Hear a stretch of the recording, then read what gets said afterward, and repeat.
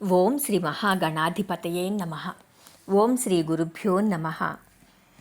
ఓం శ్రీ స్వామి సమర్థ గురుభ్యో నమ.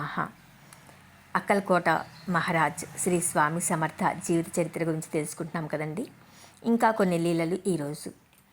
అతి ముఖ్య భక్తుడైన చోళప్ప ఇంటిలో శ్రీ స్వామివారు చేసిన అల్లరి గురించి తెలుసుకుందాము.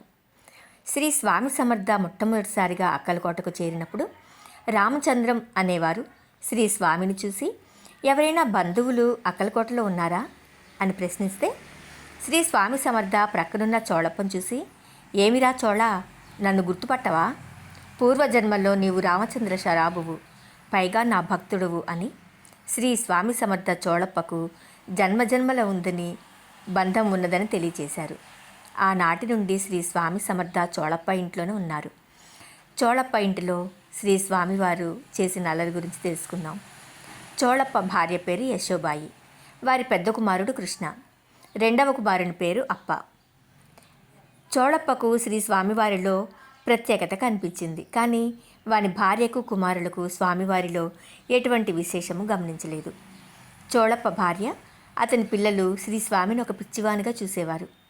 చోళప్పకు తప్ప మిగతా కుటుంబ సభ్యులకు శ్రీ స్వామి సమర్థ వారింట్లో ఉండటం ఇష్టం లేదు.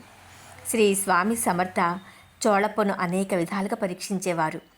శ్రీ స్వామి వారి ఇంటిలో ఒక సభ్యునిగానే తిరిగేవారు. వారి ఇల్లు అనేక మందికి మార్గమై శ్రీ స్వామి సమర్థను దర్శించుకుని ఎన్నో బాధలను శ్రీ స్వామి దగ్గర మొరబెట్టుకొని ఆశీస్సులను తీసుకుని వెళ్ళేవారు. యశోబాయి మాత్రం నమ్మేది కాదు. శ్రీ స్వామి సమర్థ ఇంట్లో ఉన్న బియ్యాన్ని చెప్పకుండా తీసుకుని వెళ్ళి ఆవుకు పెట్టేవారు. ఇంట్లో ఉన్న వస్తువులను బీదలకు దానం చేసేవారు. శ్రీ స్వామి ఇంట్లోనే మూత్ర విసర్జన చేసేవారు. స్వామి చేసే పనులకు యశోబాయి కసురుకుంటూ అవస్థపడేది. కానీ స్వామికి అన్నం పెట్టడం మాత్రం ప్రేమగా పెట్టేది.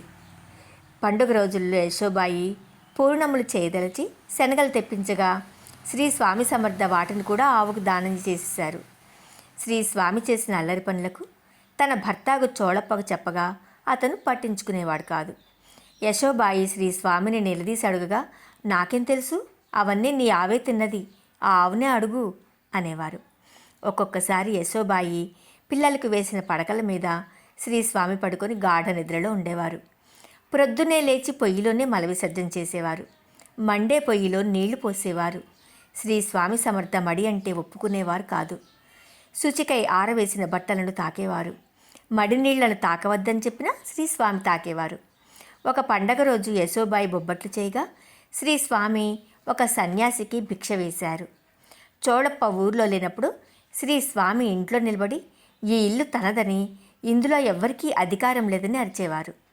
శ్రీ స్వామి సమర్థ ఉత్తరోత్తర శ్రీ స్వామి యొక్క భౌతిక కాయాన్ని చోళప్ప ఇంటిలోనే సమాధి చేయబడినని, అందుకే శ్రీ స్వామి సమర్థ చోళప్ప నట్టింట్లో నిలబడి, ఈ ఇల్లు నాది అని ముందుగానే సూచించారు. శ్రీ దత్త అవతారముకు షిరిడీ సాయిబాబా వారు కూడా తన భక్తుడైన బూటీని ఒక పెద్ద భవనాన్ని నిర్మించినప్పుడు షిరిడీ సాయిబాబా ఇట్లన్నారు, ఈ వాడా పూర్తి కాగానే నేను అక్కడే ఉంటాను, మనమందరము ఆనందంగా కలుసుకుంటామని ముందుగానే సూచించారు. కావునే శ్రీ సాయి సమాధి చెందిన తర్వాత వారి భౌతిక దేహాన్ని కూడా బూటీ కట్టిన వాడాలో సమాధి చేశారు. భౌతికంగా శ్రీ స్వామి సమర్థ మరియు శ్రీ షిరిడీ సాయిబాబా సశరీరులుగా కనిపించకపోయినా వారు చోళప్ప గృహంలోనూ మరియు బూటీవాడాలోనూ ఉన్నారు.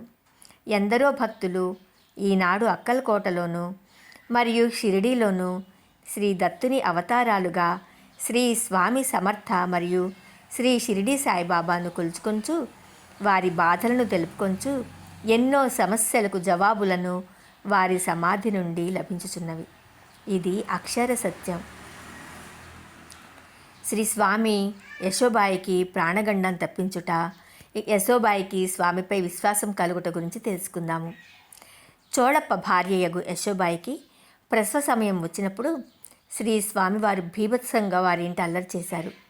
ఆమె నొప్పులతో బాధపడుచుండగా ఆమె నుంచిన గదికి తలుపులను మూయనీయకుండా శ్రీ స్వామి సమర్థ అడ్డంగా నిలబడ్డారు. ఇంటిలోని సామానంతా తీసి బయటపడేశారు.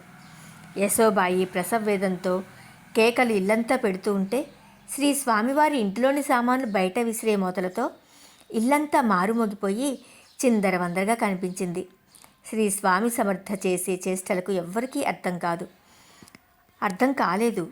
చివరకు శ్రీ స్వామి సమర్థ వారంతా వారే యశోబాయి ఉన్న గది తలుపులు వేసి బయటకు వచ్చేశారు.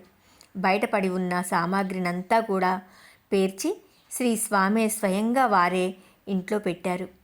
శ్రీ స్వామి సమర్థ చేసిన చేష్టలకు ఒక రహస్యం కూడా దాగియింది. చోళప్ప భార్య యశోబాయికి ప్రసవ సమయంలో ప్రాణగండం తప్పించుటకై శ్రీ స్వామి సమర్థ ఇంటి గుమ్మానికి అడ్డంగా నిలబడి తన భక్తుని భార్యను కాపాడటానికి అట్లా చేశారు. మరియు శ్రీ స్వామి బయట పారవేసిన సామాన్లన్నీ కూర్చి తిరిగి సర్దటంలో ఆ దంపతులకు ఆడపిల్ల కలుగునని సూచించారు. యశోబాయికి ఆడపిల్ల జన్మించింది.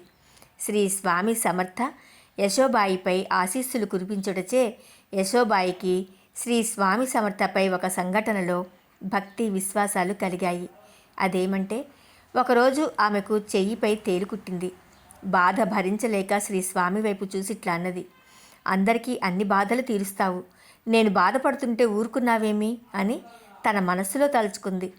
శ్రీ స్వామి యశోబాయి మనసులో దాగి ఉన్నది గమనించి వారు ధరించిన పాదుకలలో ఒకదాన్ని తీసుకుని యశోబాయి ముందర విసిరి అందులో ఆమె చేయిని ఉంచమని ఆజ్ఞ ఇచ్చారు. యశోబాయి ఎన్నడూ నమ్మని శ్రీ స్వామి సమర్థను తాను అనుభవించుచున్న బాధను ఓర్వలేక శ్రీ స్వామి చెప్పినట్లుగా తన చేయిని శ్రీ స్వామి వారి పాదుకలో ఉంచగా ఆమెకు బాధ నివారణమైంది. మళ్ళీ తన చేయిని బయటకు తీయగానే తన బాధ తీవ్రమైంది. వెంటనే తన చేతిని అలాగే పాదుకలో ఉంచి నిద్రించింది. మర్నాడు శ్రీ స్వామి సమర్థ యొక్క మహిమను తలుచుకొని ఆమెకు శ్రీ స్వామిపై భక్తి విశ్వాసాలు కలిగాయి. ఒకప్పుడు శ్రీ స్వామి సమర్థ చోళప్ప ఇంటిలో చేసిన అల్లరికి తట్టుకొనలేక ఎన్నో చీవాట్లు పెట్టిన యశోబాయి మరియు తన ఇంటికి ఎందరో భక్తులు శ్రీ స్వామి సమర్థం ఉండటం వలన వారి ఇల్లు ఒక పుణ్యక్షేత్రంగా మారినా కూడా ఎందరో భక్తులు అక్కడికి వచ్చి శ్రీ స్వామివారిని సందర్శించి వారి బాధలను స్వామికి చెప్పుకొని నివారణ పొందిన చోళప్ప భార్యకు మాత్రం శ్రీ స్వామి సమర్థపై నమ్మకం కుదరక హేళన చేసిన ఆమె తనకు బాధ వచ్చిన పిదప శ్రీ స్వామివారిని మనస్సులో వేడుకోగానే శ్రీ స్వామివారు ఆమెపై కరుణా కటాక్షాలను కురిపించి తనను ప్రసవ వేదనలో ప్రాణగండం ఉన్నప్పటికీ అది ఆ తల్లి ఎరగకపోయినను ఆ గండాన్ని తప్పించి మళ్ళీ ఆ తల్లిని ఒక తేలు కుట్టినప్పుడు చెప్పరాని బాధతో విలవల్లాడుతున్న సమయంలో శ్రీ స్వామి సమర్థ ఆ తల్లిని రక్షించి శ్రీ స్వామియే భగవంతుడని రుజువు చేశారు. ఆ తల్లికి కూడా శ్రీ స్వామివారిపై భక్తి విశ్వాసాలు కలిగాయి. శ్రీకృష్ణుడు తన బాల్యంలో చేయరాని అల్లరిలు చేసి తల్లియగు యశోదను ఎన్నో విధాలుగా ఏడిపించాడు. లోకాలను కాచే ఆ స్వామి యశోదచే దెబ్బలు తిన్నాడు. మట్టి తిని అందరినీ ఆశ్చర్యపరచగా తల్లియగు యశోద మట్టిని తిన్న శ్రీకృష్ణుని మందలించి నోరు తెరవమని అడిగినప్పుడు బాలుడగు ఆ కన్నయ్య నోరు తెరవగా 14 భువన భాండవములు తన నోటిలో ఆ కృష్ణ పరమాత్ముడు తల్లియగు యశోదామాతకు చూపించి తాను భగవానుడనని రుజువు చేసినట్లుగా శ్రీకృష్ణ భగవానుడు మారు రూపంలో ఉన్న శ్రీ స్వామి సమర్థ అక్కల్కోటలో ఉన్న చోళప్ప భార్యయగు యశోబాయి శ్రీకృష్ణుడే యశోదని ఎట్లు ఏడిపించాడో అదేవిధంగా శ్రీ స్వామి సమర్థ ఈ యశోబాయిని ఏడిపించి చివరకు తన అవతారం యొక్క రహస్యాన్ని బయటపెట్టారు. జై శ్రీ స్వామి సమర్థ. ఓం శ్రీ గురుభ్యో నమః.